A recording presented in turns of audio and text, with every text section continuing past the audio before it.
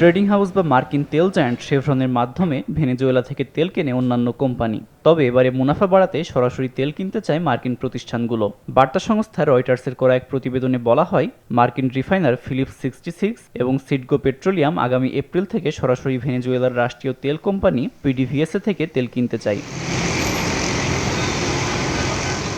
ফেব্রুয়ারিতে সরবরাহের জন্য জানুয়ারিতে ট্রাফিগুরা ট্রেডিং হাউস থেকে 5 লাখ ব্যারেল অপরিশোধিত তেল কেনে সিডগো, যা 2019 সালের পর তাদের প্রথম ভেনেজুয়েলা থেকে তেল আমদানি। সরাসরি কিনতে আগ্রহী দেশটির আরেক শীর্ষ ক্রেতা ভ্যালেরো। কোম্পানিটি এর আগে যুক্তরাষ্ট্রের গলফ কোস্টে সরবরাহের জন্য ট্রেডিং হাউস ভিটলোর থেকে তেল কিনেছে। ভেনেজুয়েলার তেল চীনের পরিবর্তে সম্প্রতি যুক্তরাষ্ট্রের দিকে যাওয়ায় দামও কিছুটা কমেছে।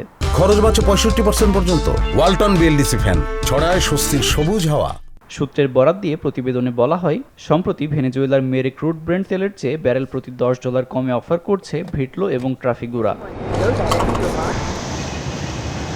পিডিভিএসএ থেকে সরাসরি লেনদেন করতে হলে মার্কিন ট্রেজারি বিভাগ থেকে সুনির্দিষ্ট ছাড়পত্র বা লাইসেন্সের প্রয়োজন হয়, যা শুধু ট্রাফিগুরা, ভিটল এবং শেভরনেরই রয়েছে। তাই অন্য প্রতিষ্ঠানগুলো লাইসেন্সের জন্য দৌড়ঝাঁপ শুরু করেছে। তবে পিডিভিএসের সীমিত সংখ্যক জাহাজ, ব্যয়বহুল ship to ship transfer fee বড় বাধা হয়ে দাঁড়িয়েছে তাদের জন্য।